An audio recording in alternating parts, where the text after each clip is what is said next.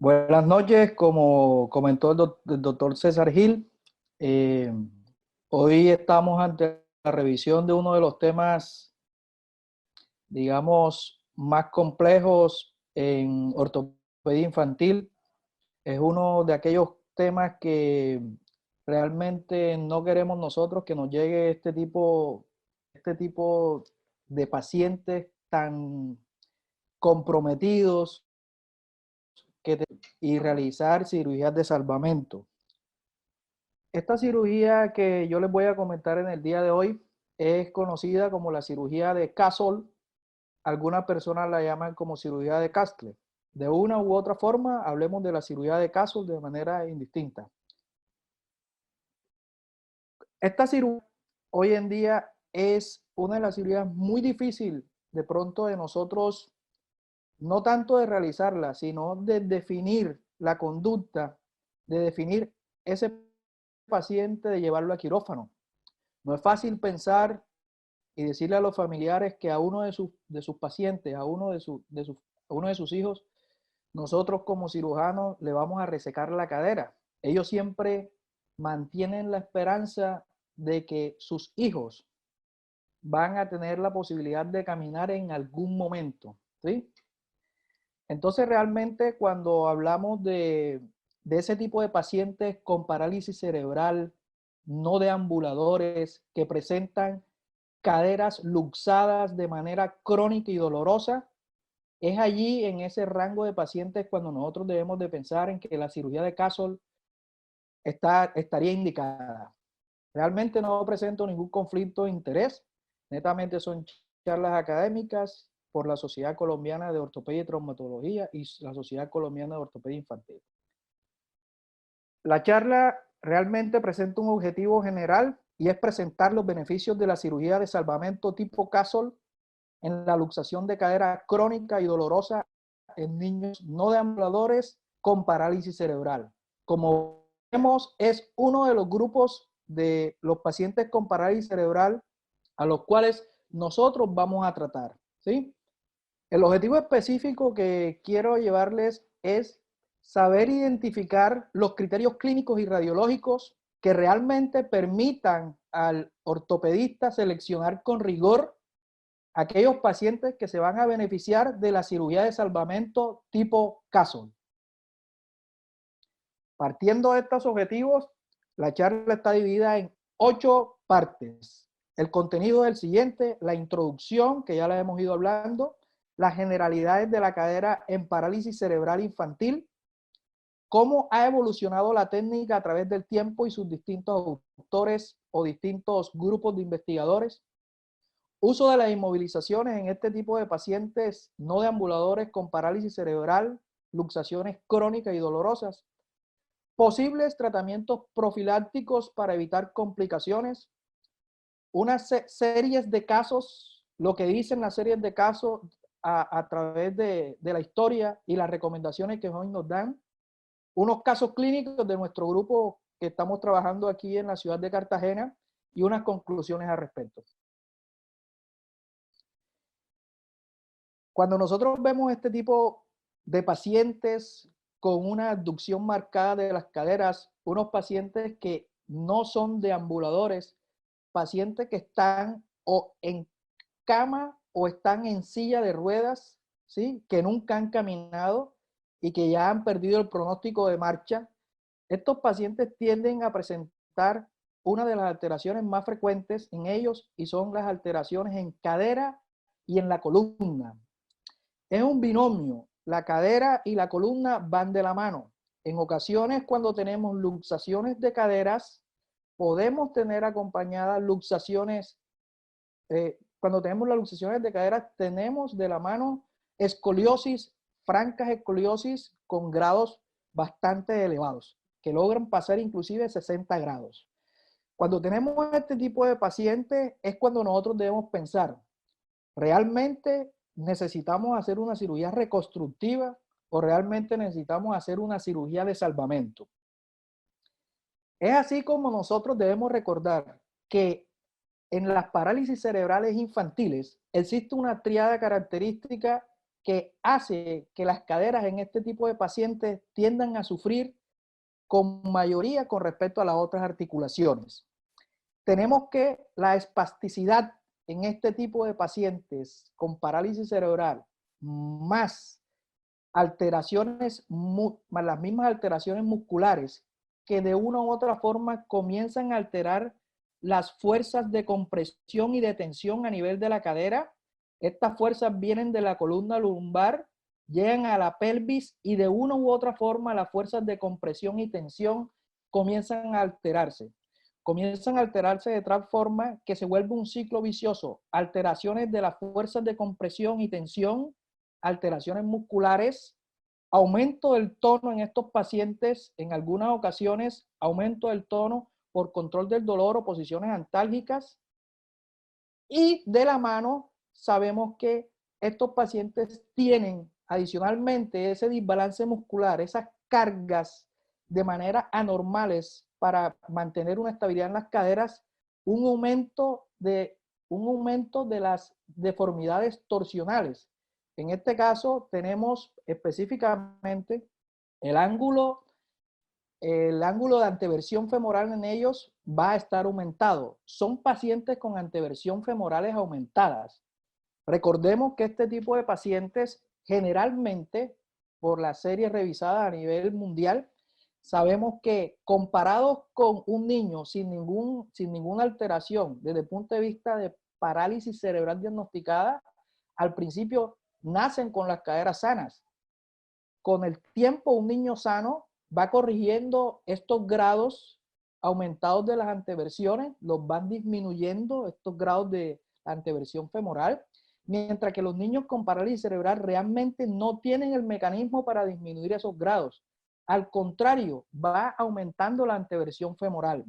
Sumándose esto a otro problema que sería las fuerzas musculares alteradas, fuerzas de tensión y compresión en las caderas alteradas, aumento de la anteversión femoral, también alterada lógicamente, y tendríamos que estos pacientes también presentan un aumento del ángulo cérvico-diafisario. Son pacientes que generalmente van de la mano con una coxa valga. Entonces, sumando todos estos factores, vamos a llegar realmente a que una cadera va a estar inestable, una cadera va a comenzar a alterarse la migración de ella, y es cuando recordamos el porcentaje de migración de Rimmer, muy bien descrito, donde él comienza a hacer una relación realmente de la cabeza femoral con respecto al acetábulo, donde vamos a ir mostrando en él que esta migración va a ser paralelamente, va a ser progresivamente en aquellos pacientes que tienen parálisis cerebral, y más aún en los pacientes no deambuladores. ¿Qué tenemos entonces? Tenemos que aquellos pacientes que tienen el nivel funcional según el Gross Motor Functional Classification System, según los 5 niveles, tenemos que en el nivel 4, el tipo 4 y el tipo 5, que son aquellos pacientes no deambuladores, van a tener la migración de la cabeza femoral más aumentada. Y vemos como en estos diagramas aquí de caja con bigotes, estamos viendo que los grados, el porcentaje de migración, no grados, sino porcentaje de migración, van a estar encima con respecto a los niveles funcionales 1, 2 o 3. Es como una escalera. A medida que usted está más comprometido, que estos niños tienen mayor compromiso en su parálisis cerebral, principalmente los cuadriparéticos en el grupo 4 y 5, que son los que más se ven, más alteraciones van a tener en la migración femoral. Siguiendo de la mano, vemos que estos pacientes también con los grupos funcionales 4 y 5 tienden a equipararse en algunos casos con el grupo 3, pero hablando particularmente del ángulo de anteversión femoral. Hacemos entonces énfasis en que la anteversión femoral va a estar siempre presente, aumentada en todos los pacientes con parálisis cerebral. Sumado lógicamente con este tipo de pacientes no deambuladores, esta característica que vemos aquí va a ser un propulsor importante para que esa cadera se vuelva una cadera completamente inestable. Y tenemos en el grupo nuevamente los niveles funcionales 4 y 5, donde están afectados en ellos también todos los grados que estamos hablando de ángulos cérvico-diafisarios y ángulos para medir anteversión femoral. Entonces, es así como encontramos que Robin hizo una clasificación en 5 estadios de acuerdo a cómo encontrabas tú una cadera en estos pacientes con parálisis cerebral que podían ir desde un grado 1 a un grado 6.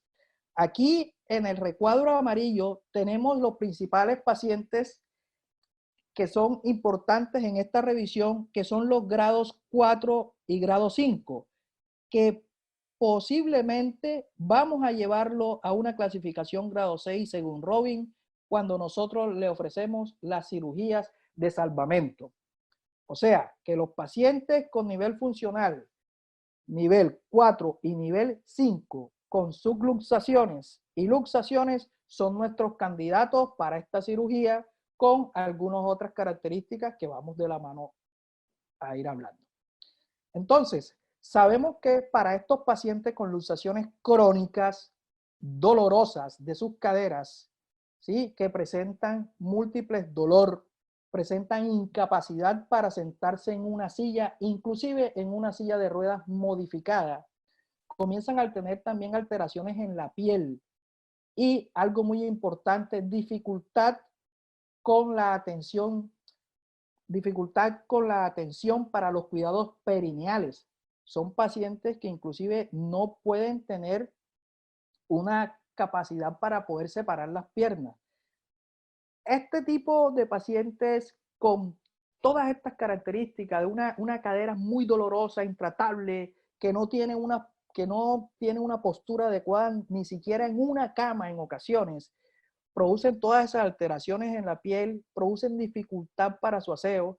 Tenemos entonces las opciones de salvamento, que se las nombro recordando las resecciones femorales proximales, que es el objetivo de esta charla, y sabemos que existen otra cantidad de técnicas como las osteotomías valguizantes, subtrocantéricas, las artroplastias protésicas y en algunos casos la artrodesis, que ha ido entrando en desuso.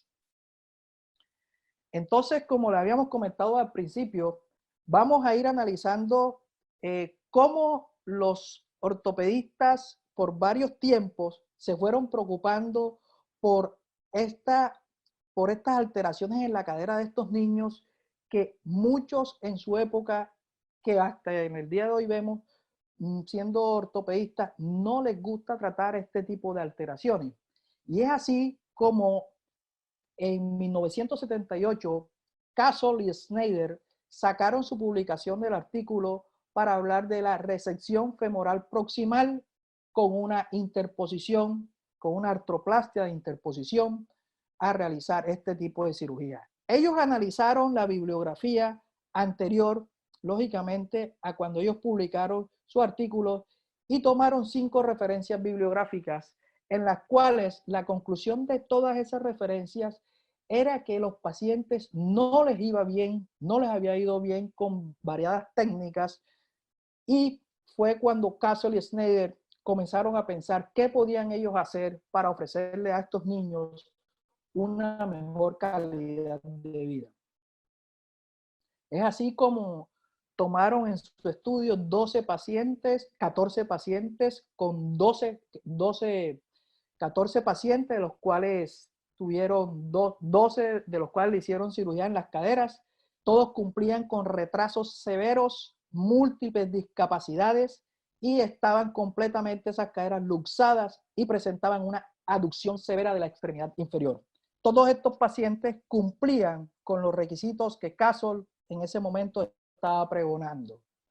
Y es así como lo que se quería resolver era mostrar a estos pacientes y a sus cuidadores o familiares que sí se podía con estos pacientes generar una opción quirúrgica para una higiene perineal adecuado, que tuvieran unos cuidados de enfermería aún mejores, posicionarlos en cama, como habíamos hablado inicialmente, y que pudieran sentarse muchos en una silla de ruedas. Les recuerdo algo, no es lo mismo ver la vida acostado en una cama que siquiera verla sentada. Con el hecho de que todo un paciente lo saques de la cama y lo sientes en una silla, le está mejorando la función cardiopulmonar, le está mejorando las funciones digestivas y todo esto para ellos le mejora inclusive su recreación. Entonces Castle y Snyder comenzaron haciendo un abordaje lateral sobre el trocánter, se fueron por planos, llegaron al trocánter mayor. Cuando llegaron al trocánter mayor hicieron una disección, buscaron el trocánter menor en lo más profundo. Cuando estuvieron allí hicieron su osteotomía de Castle. Esta osteotomía lo que buscaba era hacer, además lógicamente de la osteotomía, sino hacer una resección. Entonces, ¿qué estaban haciendo Castle y Snyder? Estaban haciendo una resección del fémur proximal que llegaba justamente hasta el trocánter menor, incluía cuello y cabeza femoral. Castle, adicionalmente, lo que hicieron fue manejar, además de manejar el tejido óseo, propugnaron por hacer un adecuado manejo de los tejidos blandos, hacer un cierre adecuado de la cápsula y hacer una cobertura del muñón del fémur proximal. Fue así como Castle sacó 4 criterios. Estos criterios aún realmente tienen mucha vigencia. Primer criterio es que los pacientes que tenían unas caderas luxadas crónicas debían resolverse con una cirugía. La recomendación es que tú resuelvas a esos pacientes con una cirugía. No exponerlo a más de un procedimiento quirúrgico a menos tengas complicaciones realmente serias. El segundo hacía referencia a que estas caderas debían ser móviles, ¿sí? Que estas caderas podrían mejorar su movilidad, era una de las cosas que se buscaba, que no fueran caderas rígidas. El tercero hablaba de que pudieras tener una separación adecuada de esta cadera, y el cuarto realmente era buscar mantener una higiene perineal, que todo redundaba en un bienestar muchísimo mejor para el paciente y para sus cuidadores. Las conclusiones que sacó Castle en ese momento, realmente en ninguno de los pacientes que manejaron se empeoraron, todos lograron sentarse en una silla de ruedas, mejoraron la postura en cama y reforzaron diciendo que el manejo de los tejidos blandos y el manejo de la cobertura del fémur donde se hizo la resección eran fundamentales para tener resultados satisfactorios. Todos lo suplementaban con una tracción cutánea, como vemos la tracción de Russell.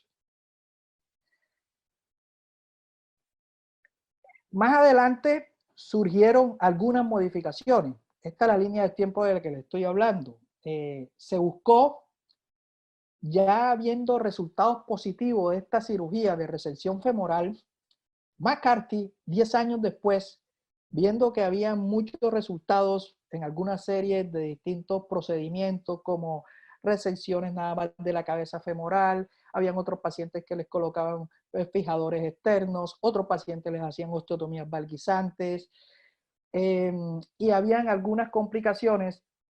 McCarthy y su grupo de investigadores dijeron, vamos a buscar una técnica mucho más depurada. Vamos a realizar un tipo de disección en estos pacientes que sea netamente extraperióstica. No hagamos como hacía Castle al principio, que toda la disección que hacía de todo el complejo muscular de los abductores de la cadera, principalmente, podía tener algún indicio de que estos pacientes podrían complicarse, presentar alguna migración femoral o presentar, digamos, osificación heterotópica.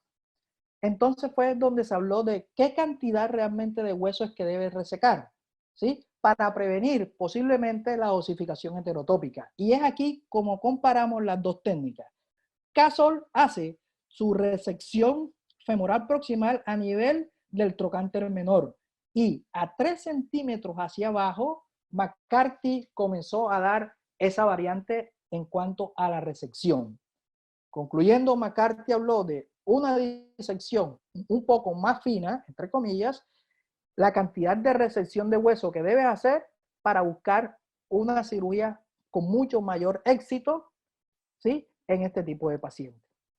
Pasa algo muy llamativo cuando McCarthy hace todo esto y él encuentra que en muchas series de aquellos grupos de investigadores y de cirujanos que hacían resección femoral proximal, lo principal que aparecían eran dos complicaciones. Era la osificación heterotópica y era la migración femoral. Lógicamente, a McCarthy los datos de osificación heterotópica fueron por las nubes. De 56 caderas que él y su grupo trabajaron, 44 caderas hicieron osificación heterotópica. En algunos pacientes la osificación heterotópica fue sintomática. Allí vinieron las alertas y McCarthy a partir de eso sacó su clasificación. Y es la clasificación de la osificación heterotópica. Esta clasificación la dividió en 3 tipos. El primer tipo, como vemos en las imágenes, es un tipo de osificación que aparece justo en el muñón de resección del fémur proximal. ¿Sí? En el tipo 2 aparece como una espiga, generalmente lateral, que en ocasiones puede migrar siendo muy grandes y puede causar incomodidades para la sedestación. Y el tercer grupo era una osificación completa del extremo del fémur resecado y el acetábulo. Entonces, retomando lo que había dicho McCarthy, la osificación heterotópica fue una de las complicaciones con más presencia tuvo en este tipo de pacientes. McCarthy comenzó a experimentar y digamos, a pensar con su grupo de investigadores y en su época sobre cuáles eran sus fallas. Y una de las fallas que ellos pensaron es que estos pacientes podían tener una mejor solución de esta resección femoral proximal si tú le aplicabas un fijador externo. Con este fijador externo realmente lo que buscaba era dar mayor estabilidad a ese foco de resección del paciente, de la resección femoral, y posiblemente el uso de este fijador externo minimizaba los casos de osificación heterotópica y minimizaba los casos de migración femoral. Tenemos uno de los casos aquí que hizo Lampropoulos, ¿sí? Tenemos ellos bajaron mucho más el nivel, la resección la hicieron inclusive sobre el nivel del isquio contralateral, y obtuvieron unas caderas realmente con muchos daños del cartílago articular y caderas completamente dolorosas solamente con ver las imágenes. ¿Qué hicieron ellos?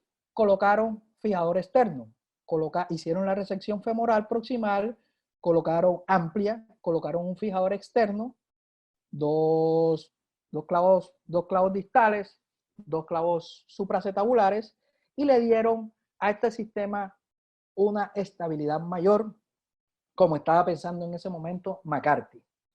Hubo algo, ellos colocaron un fijador externo con una bisagra, ¿sí? Hicieron una distracción. Obtuvieron inmediatamente en estos pacientes una movilidad inmediata del preoperatorio, ¿sí? Pudieron hacer movimientos de flexión y de abducción de sus caderas y posteriormente pudieron posicionar a estos pacientes en unas sillas de ruedas. Estos pacientes mejoraron mucho su capacidad, digamos, de los cuidados en casa, inclusive de sus cuidadores. Pero ¿qué encontramos con esto? Imaginemos que estos pacientes dieron unos resultados completamente diferentes a lo que se estaba pensando del uso de los fijadores externos. ¿Y qué encontramos? Que la osificación heterotópica, que era la principal de los motivos de estos estudios, ¿sí?, la principal hipótesis para disminuir la osificación heterotópica, y fue lo que más se presentó, un 100% con el uso de fijadores externos con bisagra. Y hubo también un 33% de migración femoral. Comenzaron las alertas y las alarmas. Entonces, los fijadores externos, ¿será que no previenen realmente la migración femoral? Seguimos estudiando. Más adelante, el grupo de Mususami comienza también a hacer resección femorales proximales y busca también utilizar fijador externo. No estaba tan de acuerdo con los resultados que había obtenido Lampropoulos. Lanzaron 3 hipótesis principalmente, muy aceptadas al día de hoy. La primera hipótesis era que, ¿será que tendremos resultados satisfactorios al hacer nuestra resección femoral proximal?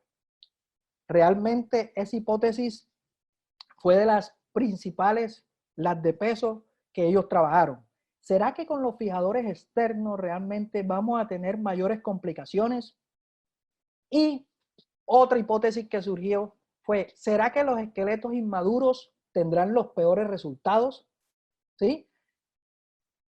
Es así como ellos hacen un cuestionario y manejan muchas preguntas con respecto a los pacientes y los cuidadores, y las que debemos nosotros enfatizar, era un cuestionario más o menos largo, es el higiene de estos pacientes, y lo otro, el posicionamiento o sentarse en una silla de ruedas. Vemos que la barra negra, la mejoría nos estaba indicando en este grupo de pacientes con respecto a la barrita blanca, que eran los mismos resultados. Aquí mismo la barra negra nos indicaba que estos pacientes habían mejorado, ¿sí?, con respecto a la higiene y al sentarse en una silla de ruedas. Y otras características que, bueno, que van de la mano con adecuados cuidados en casa. ¿Qué encontramos en este estudio adicionalmente? Se pensó que con los fijadores externos se iba a tener unos resultados muchísimo mejores. ¿Qué se hizo? Se compararon 2 grupos de pacientes.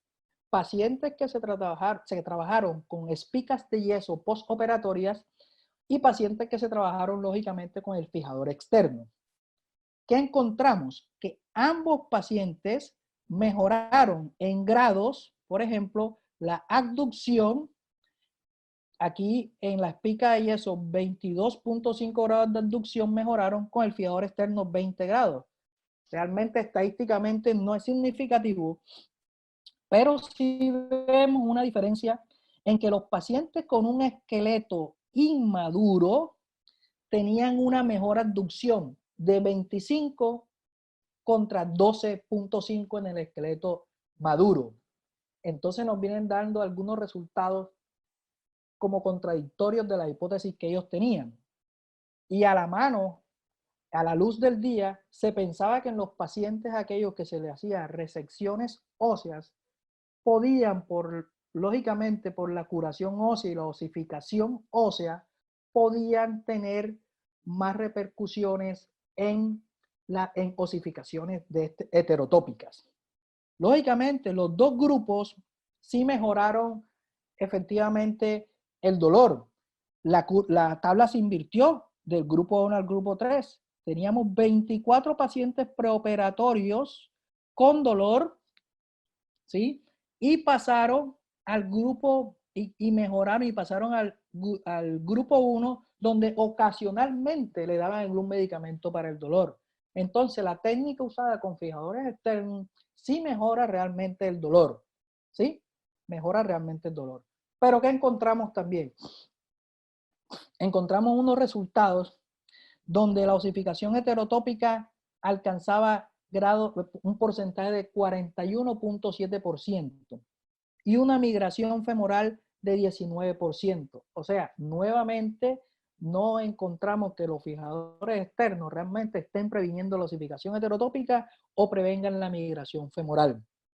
Tanto así, si vemos la comparación entre el fijador externo y la espica de yeso desarrollando grados de osificación heterotópica, como estamos viendo aquí, H1, el grupo 2 y el grupo 3, estamos viendo 11 con fijadores externos y con la espica de yeso 4. O sea, hubo menos con la espica de yeso.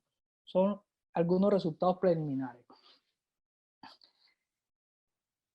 Siguieron algunas otras técnicas, otras alternativas. Todo basado en la cirugía de caso y algunas modificaciones que hizo McCarthy. Pero todas las resecciones femorales proximales buscaban lo mismo.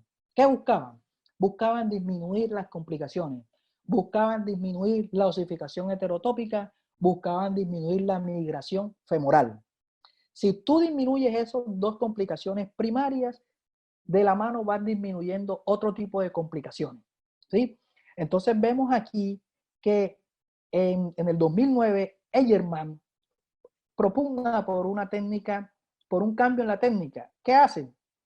Hace una resección por debajo del trocánter menor, toma aquí y saca la cabeza femoral con un tirabuzón y sobre el receso entre el cuello y la cabeza femoral hacen, sobre esta línea, hacen el corte. ¿Qué hacen con esa cabecita?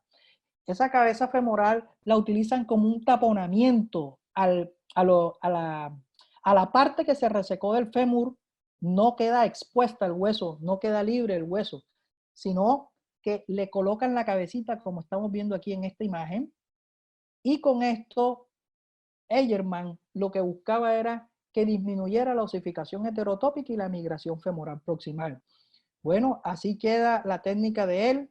Lógicamente, la suplementa con algunos alambres y estos alambres, como vemos aquí, terminan fijando la cabeza femoral. ¿Sí? ¿Qué buscamos? Buscamos también disminuir la osificación heterotópica y la migración femoral. Él utilizó otra clasificación que es la de Broker, que ambas es un poco más, la de Broker es un poco más rígida, ¿sí? Y en ella incluyen una categoría diferente que es aquellas caderas que están completamente inmóviles por el hueso aberrante. ¿Qué resultados obtuvo Eyerman?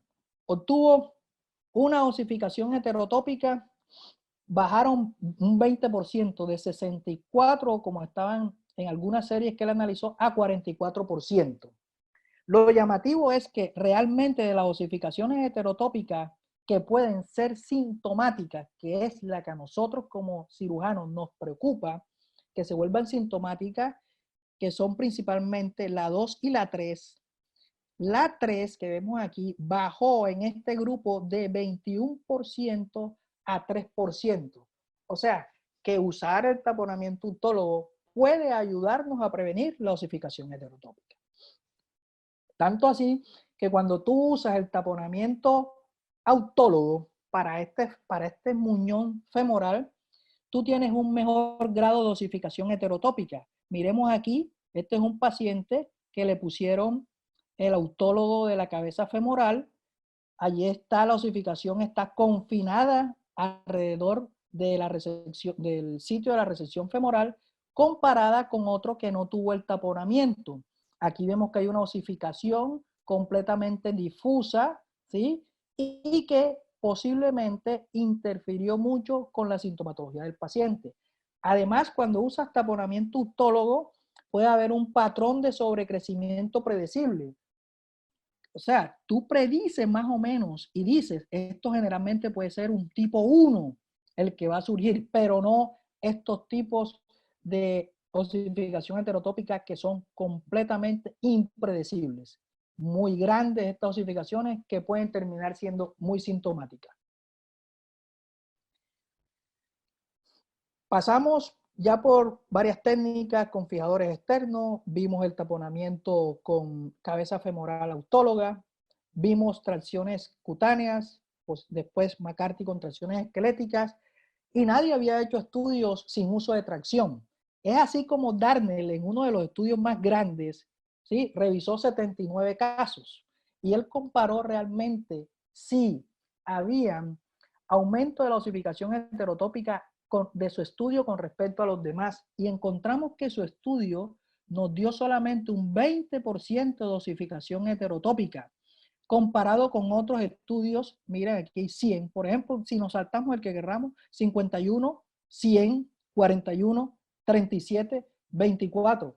O sea, que surgió ahora una hipótesis completamente en contravía de lo que se pensaba, que el usar fijador externo te ayudaba a mejorar la osificación heterotópica, a disminuirla. Vamos a ver que sin usar tracción, Darnell pudo mostrar con sus 79 casos que no había osificación heterotópica en altos porcentajes. Siguió siendo la preocupación siguió la preocupación por la osificación heterotópica, por la migración femoral proximal, y comenzaron a verse algunos esquemas de profilaxis. Tenemos unas referencias donde, donde tomamos la indometacina en algunos pacientes para ver qué resultados nos iban a dar en aquellos pacientes que se usaba indometacina como profiláctica de la osificación heterotópica y en aquellos que no se les daba, qué resultados nos arrojaba. Lógicamente, en esta tabla vemos todos los casos de recesión femoral proximal y las osificaciones heterotópicas que de tanto estamos hablando en el día de hoy, ¿sí? Todos van desde un 22, de 21.7 hasta 100% las osificaciones. Entonces, es un problema, es una complicación. Probemos con la indometacina. ¿Qué pasó con la indometacina? ¿Qué pasó con este estudio? Tomaron 41 pacientes. A 20, a 21 de ellos no le dieron indometacina. A 20 de ellos le proporcionaron indometacina y vemos que los resultados realmente aquí fueron muy similares. O sea, hubo 5 casos en los que le dieron indometacina y los que no le dieron indometacina sumaron también 5 casos. Entonces, no hubo realmente diferencia significativa de aquellos pacientes que le dieron dosis profilácticas de indometacina. Entonces, llegamos a una conclusión. ¿Será que la indometacina es la profilaxis estándar o es profilaxis de oro en los niños? No. La osificación heterotópica en este estudio arrojó que si era perjudicial para el niño, tampoco. Muchos podían seguir sin dolor, muchos podían tener una cadera libre con movimiento. Que si es necesariamente reintervenir en las osificaciones heterotópicas, tampoco, solo aquellas que se te vuelven dolorosas. Lo que sí se debe saber es que cuando haces una técnica quirúrgica cuidadosa, la osificación heterotópica debe tener disminución en esa serie de pacientes que tú hagas. Vamos teniendo una de las conclusiones importantes de la charla. ¿Por qué se usó la indometacina? Lo que se quería era extrapolar estudios de adultos y pasarlos a los niños. Lógicamente, la biología de la osificación heterotópica queda para los niños con otros campos de aumentar los estudios para ver por qué se comportan diferentes. Seguimos viendo que hacer una técnica adecuada, cuidar muy bien los tejidos, cuidar muy bien la parte ósea, hacer un cubrimiento adecuado de la cápsula y realmente no someter a fijación externa a los pacientes o tracciones esqueléticas por muchos tiempos podrían dar mejoría en todos los pacientes. Viene otro estudioso, Patel, y dice, vamos a buscar mejorar toda esta técnica. Propongo que estos pacientes deben usar manejo de un preoperatorio adecuado y un postoperatorio adecuado. Si tú le manejas un preoperatorio adecuado y un postoperatorio adecuado en los pacientes, vas a tener resultados muy buenos. Puedes usar toxina botulínica inclusive, o puedes usar en conjunto con fisiatría, en neurología pediátrica, otras estrategias, ¿ya? Es así como Patel idea una técnica con el grupo de cirujanos y hacen la técnica de la mioplastia de interposición amplificada. La técnica de Castle y de McCarthy, que son las dos referencias, todas son mioplastias, resección femorales proximales con mioplastias de interposición, porque se coloca músculo realmente entre el fémur y el acetábulo. Pero, ¿qué hizo Patel? Dijo, voy a amplificar esto y lo voy a amplificar con un nuevo término que es el de doble botonera.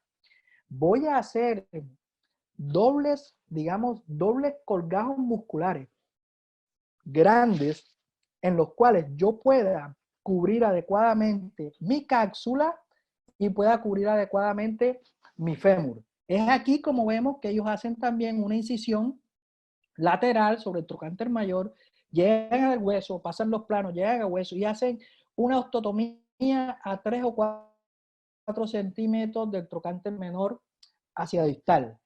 Toman entonces el término de doble botonera y lo que hacen es que toman el psoas glúteo medio y mínimo y los rotadores externos y todos esos le hacen una segunda cobertura a la cápsula articular. Entonces el acetábulo queda cubierto por la cápsula articular que estaba redundante, más un segundo, digamos, una segunda almohadilla, un acolchamiento con todos estos grupos musculares, haciendo el término fácil de entender como doble botonera, ¿sí? Seguimos y van al fémur y allí perforan el fémur, hacen unos agujeros, los cuales con sutura intraósea hacen una cobertura femoral adecuada con los bastos. Y es así como queda una separación bastante, digamos, queda una interposición amplificada entre lo que es el acetábulo y el hueso que ha sido resecado, que en este caso es el fémur. Posiblemente con este manejo de tejidos de una manera adecuada, las complicaciones pueden disminuir.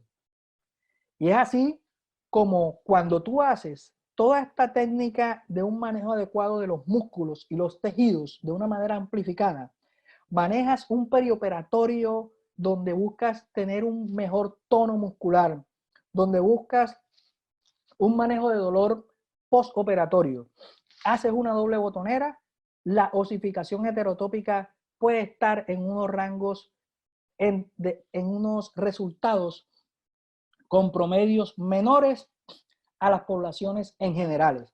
Y es así como vemos que Patel saca unos resultados de osificación heterotópica de un 25%, que para las series de estudios eran unos resultados promedios y un poquito más bajos que el resto de los estudios presentes hasta la época.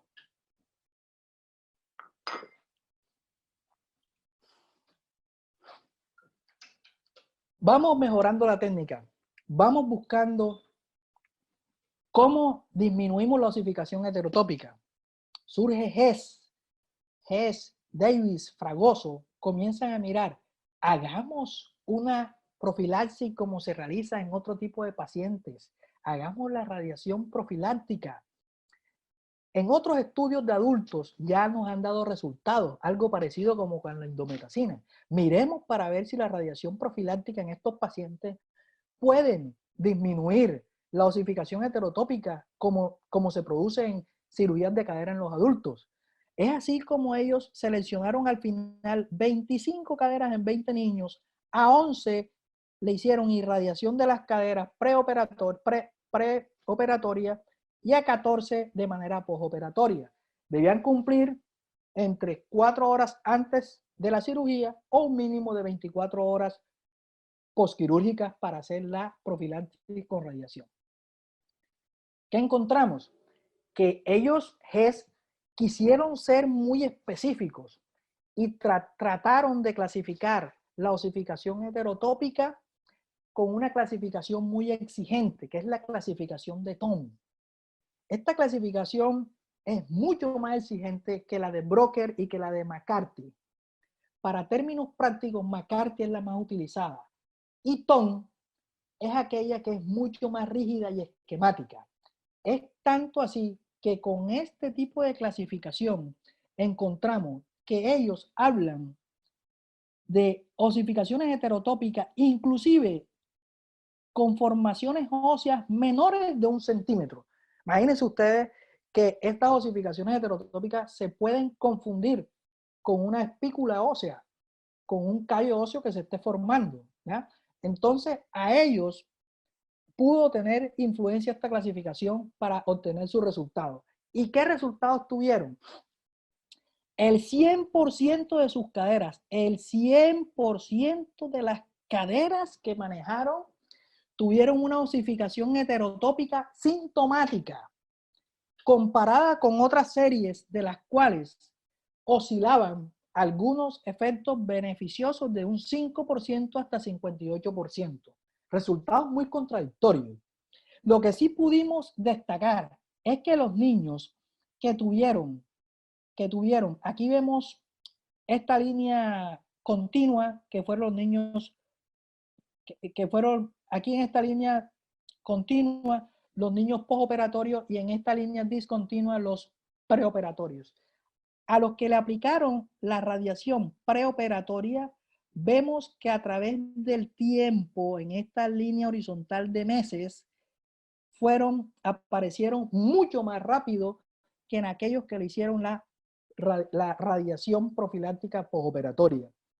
Y algo más llamativo, como tenemos aquí en este diagrama de cajas, donde oscilan la presentación y los hallazgos radiográficos en el tiempo, mucho mayores en el tiempo, más recientes, aquellos que le hicieron radiación profiláctica preoperatoria, que aquellos que le hicieron radiación profiláctica postquirúrgica en las primeras 24 horas. Unos márgenes de 50 casi hasta los primeros meses, y aquí un margen comparado 50 meses con casi 15 meses eran los promedios. O sea que la radiación profiláctica en algunas series muestra algunos grados de satisfacción, en otras no. ¿Sí? Llegamos entonces a una de las partes, digamos, que va filtrando todas las informaciones. Es así como una serie de Coleman y Rubatsky, traída por Shaw, comenzaron a mostrar la lista de procedimientos para caderas paralíticas con luxaciones crónicas y dolorosas, y mostraron la resección de la cabeza femoral o la resección proximal femoral, mostraron la osteotomía valguisante, la artroplastia total de cadera, con una variante con interposición protésica, y la artrodesis. ¿Qué concluyeron estas series y esta revisión sistemática?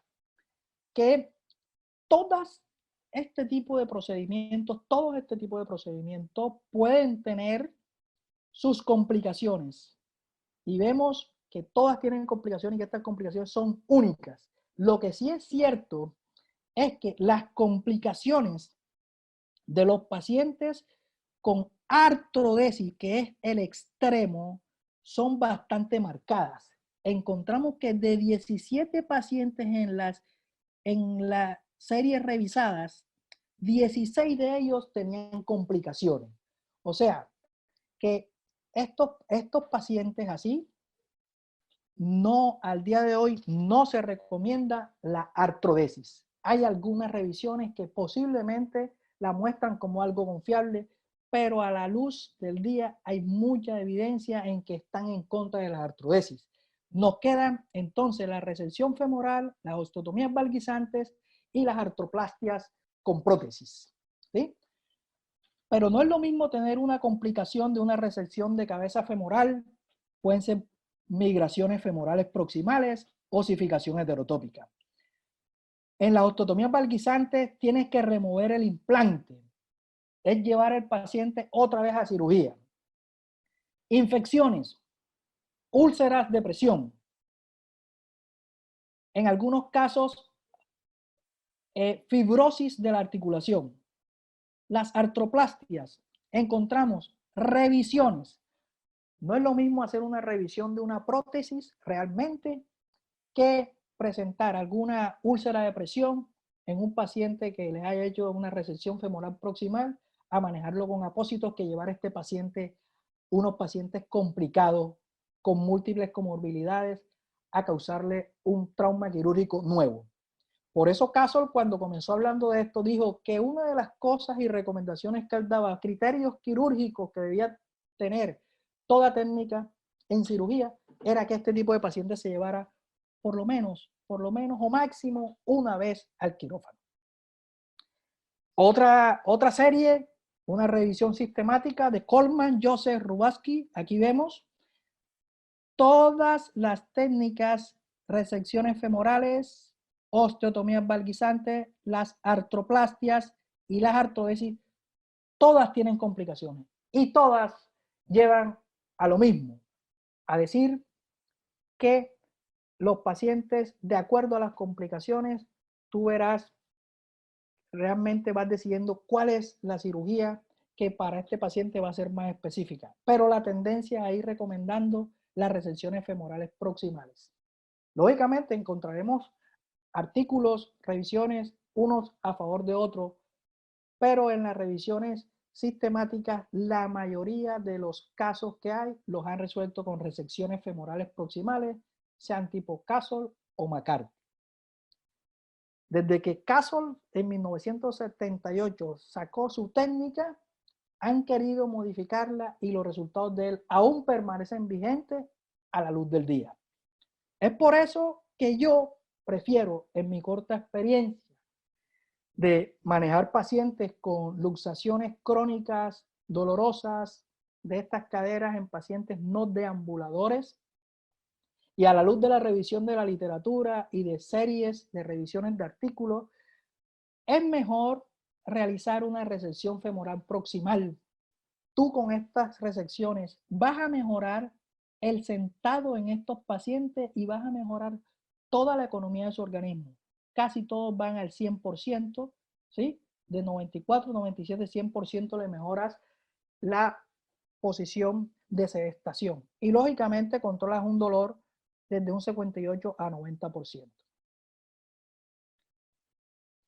Otra serie que aboga y le da una sostenibilidad biográfico a la cirugía de Castle es una revisión que hace Eric Bording con el grupo de trabajadores, donde muestra una revisión sistemática en Medline, Cochrane, etcétera, donde vemos los artículos en última que se manejan, que son 23. Y la tendencia en esta revisión sistemática es recomendar la resección femoral proximal más la artroplastia de interposición muscular. Ahora llegamos a la realidad del día de hoy, abril 2020. Les quiero mostrar la experiencia del grupo que tenemos nosotros en Cartagena, una experiencia que la hemos obtenido en 2 hospitales. Llevamos haciendo esta cirugía en un promedio de 3 años y medio.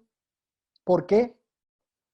¿Por qué no más? Porque realmente cuando tú vas a hacer la primera cirugía de caso, lo de resección femoral proximal, o sea, McCarthy, tú lo piensas muchas veces. Como cirujano, tú la piensas. Y tú dices, ¿será que a este paciente le ofrezco resecarle la cadera? ¿Qué pensará el familiar? ¿Qué pensará los colegas? ¿Qué pensaré yo? ¿Será que tiene sostén? Y es cuando tú comienzas a revisar literatura, comienzas a mirar realmente, a hacerle un seguimiento al paciente, a mirar cómo le hacen la vigilancia de estas caderas, y te das cuenta que realmente el paciente sí necesita una cirugía de caso, sí la necesita, y sí la programas, y la puedes programar al día de hoy sin miedo, ¿sí? Encontramos este caso, por ejemplo, comencemos con el primer caso, una niña de 12 años, un niño de 12 años, con un Gross Motor Functional Classification System 4. Vemos que tiene una cadera en aducción marcada. Este paciente no podían asearlo adecuadamente. Era una dificultad para colocarle pañal. ¿sí? Este paciente, además de eso, tenía una cadera dolorosa, rígida, en ocasiones tenía zonas de presión. Constantemente había que estar a este paciente recomendándole uso horario, reloj antiescara, porque realmente este paciente, los familiares estaban muy preocupados por su situación. Y en ocasiones iban a consultas extras y se iban atendiendo. Entonces, aquí vemos que miren esta aducción marcada, cómo sale el paciente después de la cirugía. Este paciente sale con una abducción bastante, digamos, bastante buena, con casi 45 a 50 grados de abducción, ¿sí? Nosotros, de acuerdo a las revisiones que hemos hecho en el grupo en Cartagena, hemos mirado que en la literatura realmente los yesos abductores no es que los pongan de entrada a hablar de yesos abductores. La gente más que todo hablaba de espicas o de hemi-espicas de yeso. Pensamos, vamos a hacer con yesos abductores. Mantengamos la abducción de estas caderas. Evitemos la migración femoral proximal. Entonces, ¿qué hacemos? Cuando operamos este tipo de pacientes, nosotros, si es la cadera derecha, comenzamos lógicamente colocando el yeso en la extremidad contralateral.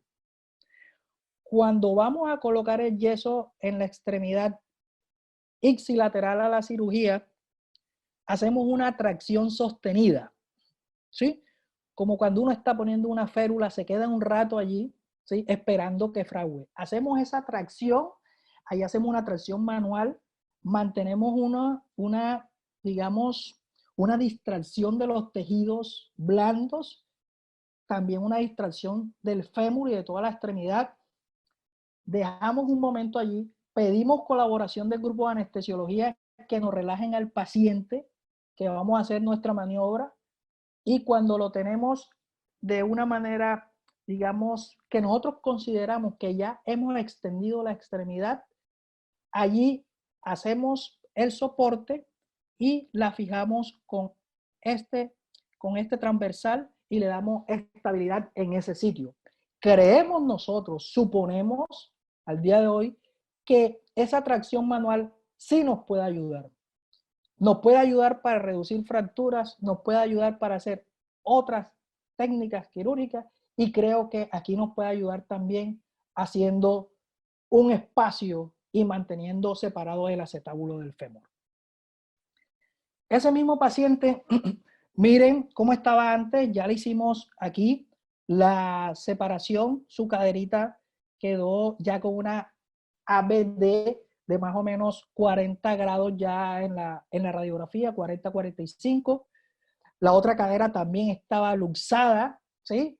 Pero hasta el momento hemos tenido la consideración de operar una cadera al tiempo. ¿Qué cadera? La que realmente esté dolorosa. ¿En qué paciente? En esos pacientes clasificación 4 o 5 con luxaciones crónicas de cadera.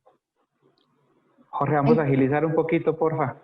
Ok, encontramos entonces, aquí podemos ver que estas caderitas tienen el cartílago articular dañado, ahí podemos comprobarlo.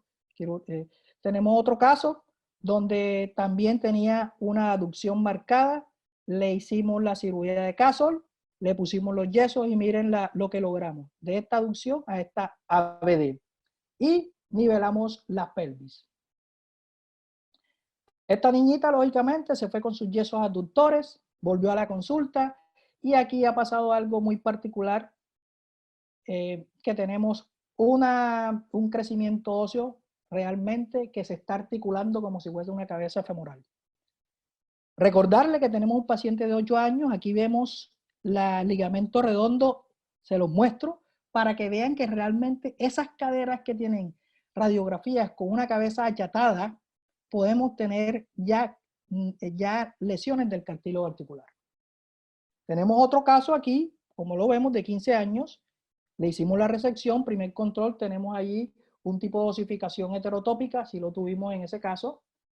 Estamos viendo si migra o no, realmente no ha migrado, se ha mantenido debajo del borde superior del acetábulo. Otro paciente de 17 años no podía sentarse en la silla de ruedas. Mírenle cómo estaba en esa actitud antiálgica. Quedó así, con estas caderas separadas, ¿sí? Allí vemos su radiografía anterior y miren cómo está completamente el cartílago articular dañado que producía mucho dolor, ¿sí? Nuestros resultados, para finalizar, preliminares, el estudio está en marcha. Tenemos que nuestra técnica alivia, basadas en la técnica de Castle, lógicamente, alivia el dolor el 100% de los pacientes, mejora la postura el 100%, mejora higiene el 100%, cero migración femoral hasta el momento tenemos, estamos con susto que no se produzcan, no hemos hecho ninguna revisión, hemos tenido 14% de dosificación heterotópica y zonas de presión de un 14%. Conclusiones de esta revisión: la cirugía de Castle es una cirugía que ofrece de manera significativa mejoría de la calidad de vida en niños con luxación de cadera crónica y dolorosa en no deambuladores. Es una técnica recomendada por revisiones sistemáticas, mi grupo se la recomienda, aunque existen otras técnicas disponibles, cada una con su propio y único perfil de complicación. Quedémonos en casa, estamos en época de COVID-19. Muchas gracias.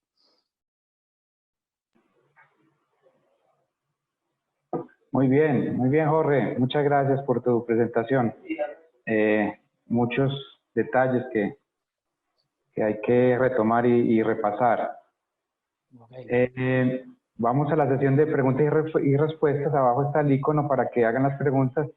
Ya tenemos por aquí algunas. ¿Me estás escuchando, Jorge? Sí, perfecto, escucho perfecto. Listo, entonces ya tenemos aquí algunas preguntas. Nos pregunta el doctor Ricardo Trevisan, presidente de Slavoti, si la cirugía de Makhale, valguisante, resección, artroplastia producen menos osificación heterotópica y menos migración, ¿por qué recomienda la artroplastia de resección? Ok, listo. La cirugía de Mangel, que es una cirugía donde hace usted una osteotomía femoral, donde busca hacer una subtrocantérica, valguizarla, muestra también muy buenos resultados, ¿sí? Lo que abogan los autores que recomiendan la cirugía de caso, lo de resección femoral proximal, realmente es que en esta cirugía tú tienes que estar pensando en que va a haber un segundo tiempo. Va a haber un segundo tiempo donde tienes que retirar ese material de osteosíntesis. Y va a haber posiblemente, si hay un segundo tiempo por alguna complicación, tienes que retirar el material. Y existe riesgo de fracturas perimateriales en este tipo de pacientes. Los resultados son muy buenos también, pero esas son las recomendaciones a nivel de las series que he revisado y los sistemas de revisiones sistemáticas. Nos pregunta el doctor Trevisan, si la osificación tiene alguna relación con la raza. Pues, personalmente yo he visto que en nuestro medio me da la sensación de que es menos comparado con las series de otras partes del mundo, pero no sé si leíste algo con respecto a la raza y la osificación. Realmente en las revisiones que hicimos, hay una de las revisiones más largas, colocaron a la raza, colocaron el sexo y no hubo datos estadísticos significativos que demostraran que uno estuviera mayor que otro. Nosotros en Cartagena, que tenemos una población generalmente de raza negra, la osificación heterotópica que hemos tenido hasta el momento es de un 14%. Nos alegra mucho porque estamos por debajo del promedio de la osificación heterotópica a nivel mundial. Nos pregunta el doctor José Javier Villada, si hay una edad ideal para la cirugía de Castle. Bueno, realmente la cirugía de... recordemos algo de la cadera paralítica. La cadera paralítica en los niños no deambuladores comienza a alterarse más a la edad de los 7 a 8 años, que se vuelven dolorosas. Cerca del 70% en esa edad es cuando más duelen. De allí puedes hacerle seguimientos y controles y vigilancias a este tipo de caderas. Tú puedes escoger el plan de vigilancia, puedes escoger guías nacionales, puedes escoger las guías suecas, las guías las guías suecas que son, o las de los escoceses, que son las que mejores llevan. El momento en que tú veas que ese paciente está comenzando con dolor, limitaciones para el aseo, limitaciones para el sentado, y adicionalmente ese paciente tiene deformidad en la cabeza femoral, partiendo de esa edad en promedio 7 8 años, tú puedes llevar a ese paciente sin ningún problema a cirugía y ofrecerle una cirugía de salvamento tipo caso, sin miedo. Listo. Listo, seguimos con las preguntas. Recuerden que las preguntas está por el icono de preguntas y respuestas y no por el del chat, por favor. Nos pregunta el doctor Villada, si en su experiencia ha combinado el caso con una episiodesis femoral distal para disminuir el crecimiento y así prevenir la migración. Distal. Si has hecho esa combinación. Realmente no hemos hecho fisiodesis femorales distales, sí. No hemos hecho fisiodesis femorales distales, pero sí hemos hecho algo a nivel de la rodilla. Pacientes que tienen ángulos popliteos en promedio mayor de 50, digamos mayores de 60 grados, que realmente le estamos haciendo una tenotomía de los isquiotibiales y estamos mejorándole el posicionamiento de la extremidad. Pero fisiodesis no la hemos tenido en nuestros casos. Pregunta el doctor Gilberto Herrera. Excelente presentación, Jorge. ¿Has explorado la artroplastia McHale o las osteotomías abductoras proximales femorales? La de McHale, ¿y cuál otra? ¿Cuál es la? O las osteotomías abductoras femorales. Ok, no hemos hecho eso, no somos hemos cogido la línea de Castle, con ella nos ha ido bien. Realmente cuando comenzamos este tipo de pacientes teníamos mucho temor de hacerles dobles intervenciones o 3 intervenciones, retiros de materiales. Dijimos que estos pacientes por nuestro país, las necesidades que tiene un paciente llevarlo a cirugía, hay que aprovecharla, porque en ocasiones no regresan. Listo. Pregunta la doctora Mónica Payares, ¿qué profilaxis usan entonces si han considerado las férulas en vez de los yesos abductores posoperatorios? ¿Pre o post? Posoperatorios. La profilaxis y férulas en vez de yeso. Pregunta la doctora Mónica Payares. Bueno, realmente de las revisiones que hemos hecho, la férula de Atlanta o Atlanta sería ideal.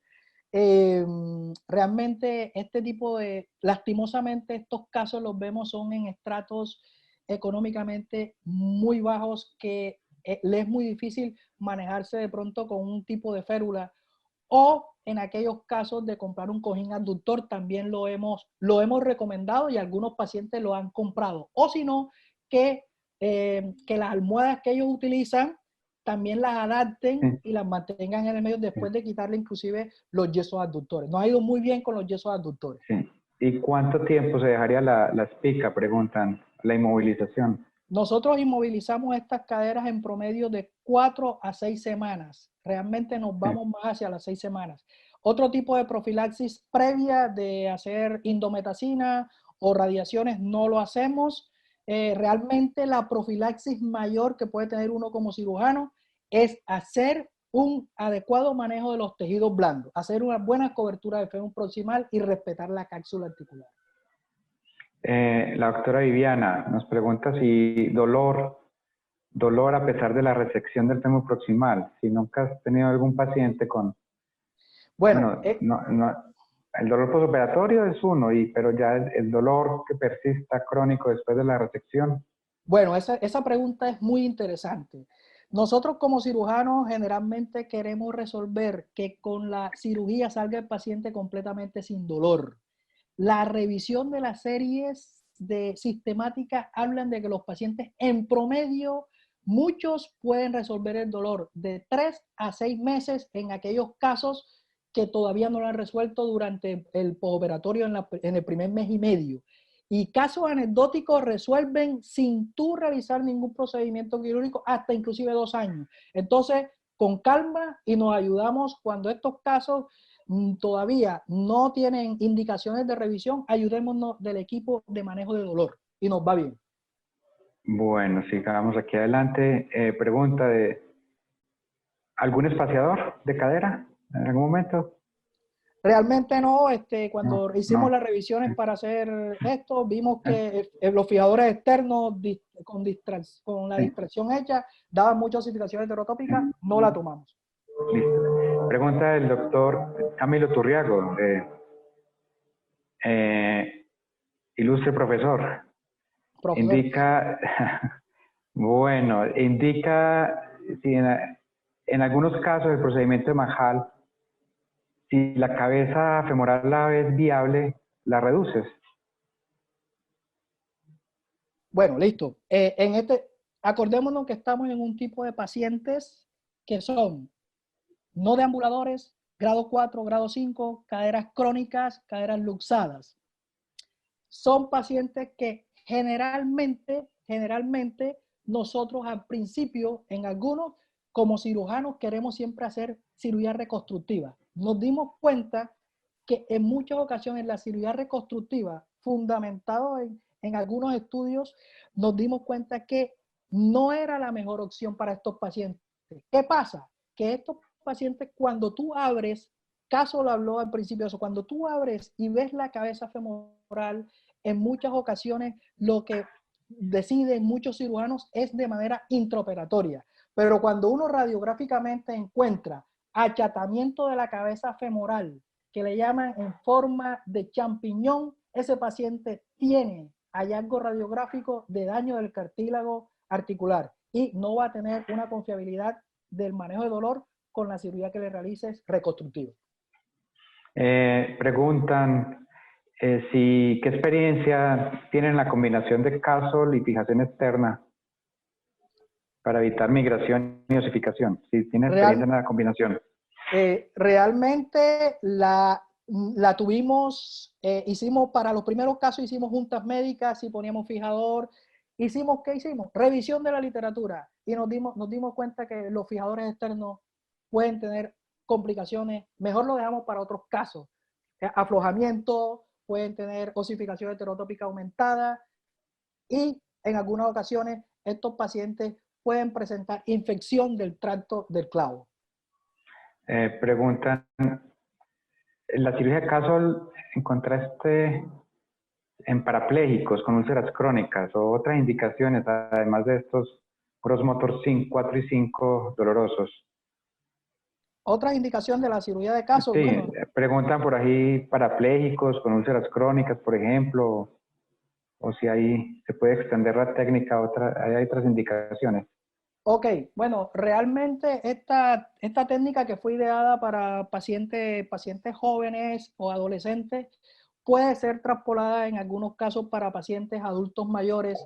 Sí, la puedes traspolar allá y puede dar mejores resultados en algunos pacientes ya adultos.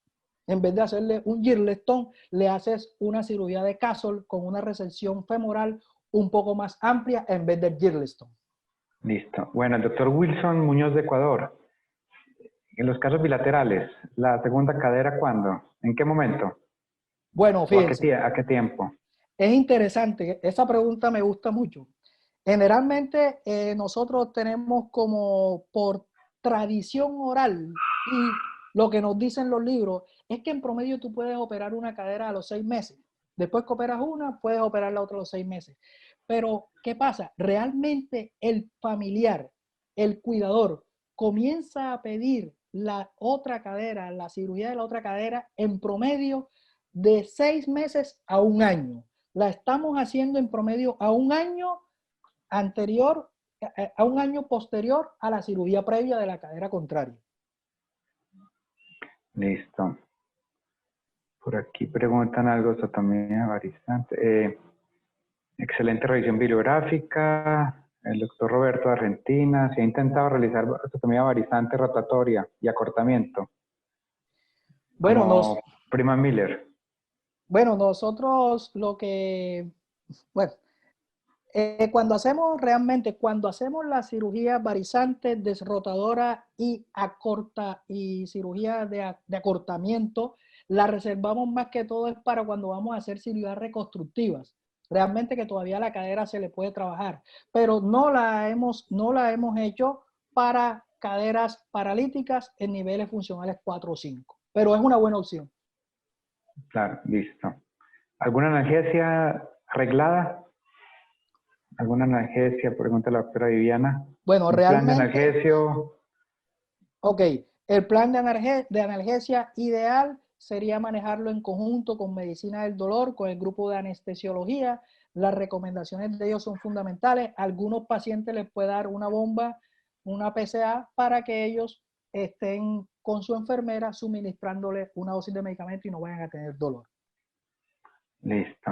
Y bueno, por aquí, después de las 6 semanas, ¿qué se le puede ofrecer al paciente? Estarán preguntando por el cojín abductor que mencionamos, supongo. Ok, bueno, listo. Después de Sí, las 6 semanas, nosotros lo que comenzamos es una serie de fisioterapia de manera pasiva. La fisioterapia pasiva está comprobada que no aumenta la osificación heterotópica. Al contrario, mantiene el hueso como está y le da mejor movilidad. Recomendamos la fisioterapia pasiva en estos pacientes. o sea, a las 6 semanas después del postoperatorio, entonces. Sí, a las 6 semanas después del Listo. postoperatorio. Pregunta el tiempo de los yesos. Ya hemos dicho 6 semanas. eh, 6 semanas de yesos. 6 semanas Listo. de eso. Bueno. Y manejo de la migración proximal. Ya después de hecha la artroplastia. Ok, ok. Bueno, la migración femoral proximal realmente puede, cuando esta migración femoral proximal está volviéndose un problema, es cuando está haciendo protrusión en la piel o cuando está superando el borde superoexterno del acetábulo. ¿Qué se hace? Se le hace una resección más amplia a este paciente, ¿sí? Y va a mejorar. La recomendación cuando esto sucede, estas migraciones femorales proximales, la conclusión que se ha sacado es que las resecciones femorales proximales han sido muy escasas. No han permitido, no han hecho los límites donde se realizan. Listo. ¿Encontraste alguna diferencia, cierre de Gigli o cierre oscilante? ¿Alguna recomendación? Pregunta el doctor Cristancho. Ok, bueno, usamos normalmente la sierra oscilante, no manejamos la sierra de Gigli. Realmente mm, mm, pensando en que podría la sierra de Gigli disminuir alguna osificación heterotópica versus la sierra oscilante, no lo hemos tenido en cuenta. Eh, Hemos trabajado bien con la sierra oscilante y nos da más seguridad en esa área donde estamos trabajando. ¿Sí? Bueno, pregunta el doctor Nicolás, ¿en qué momento, luego de que parezca dolor y osificación heterotópica, ya sí, cómo la manejas? Ya con la osificación. Bueno, la recomendación de la osificación heterotópica es un hallazgo que puede confundir al médico tratante en que sea la causa de dolor en este paciente. Cuando este paciente está presentando un dolor mayor, por ejemplo, de 3, 6 meses, 3 meses, y está llegando a los 6 meses con dolor, y ves la osificación heterotópica, hay que resecarla. Pero si ves la osificación heterotópica y no hay síntomas a los 3, 6 meses, tranquilo. Eso puede ser una osificación heterotópica asintomática. Listo. Y el doctor Rosauro me pregunta por la férula de Thomas, que permite tracción y movimiento de la cadera. Bueno, realmente lo que nosotros realmente tenemos aquí en nuestro medio a la mano son los yesos abductores que nos hemos Abductores. ideado sí, con la Sí, tracción manual que listo. realizamos. Y uso de esteroides de depósito en forma local. No usamos esteroides de forma local. Los esteroides lo usa el grupo de anestesiología con manejo intraoperatorio, pero que le dejemos esteroides locales, no, y no he encontrado evidencia respecto realmente de lo que estuve revisando. Bueno, muy bien. Muy Yo creo bien. que ya ha sido suficiente Eh, por hoy. Estuvo muy buena la charla. Muchas gracias, Jorge. bueno, muchas Ya nos gracias a quedó ti. ampliamente revisado el tema Perfecto. y creo que ya agradecerte, y estos webinars los venimos haciendo en la Sociedad Colombiana de Ortopedia desde hace ya más de 3 años ya, que los hacemos cada 2 meses, o sea que en 2 meses los esperamos con el próximo webinar de la parte del capítulo de ortopedia pediátrica. Y obviamente la Sociedad Colombiana tiene otros muchos webinars muy interesantes de cada subespecialidad, para los cuales también están invitados todos. César, Entonces, sí. El próximo webinar de nosotros es en mayo, el último miércoles de mayo, corresponde a lesiones pseudotumorales en niños. Y en junio, y en junio vamos con prescripción del deporte en niños. Tenemos esas dos charlas aquí. Con el doctor Carlos Pereira, que nos va a hablar desde Montería, y con el doctor Pablo Rosselli. Ya les avisaremos con tiempo para estos 2 webinars que siguen. Muy bien. Bueno, muchas gracias a todos por su asistencia. Y hasta la próxima. Hasta luego, Colombia y Latinoamérica. Chao. Chao.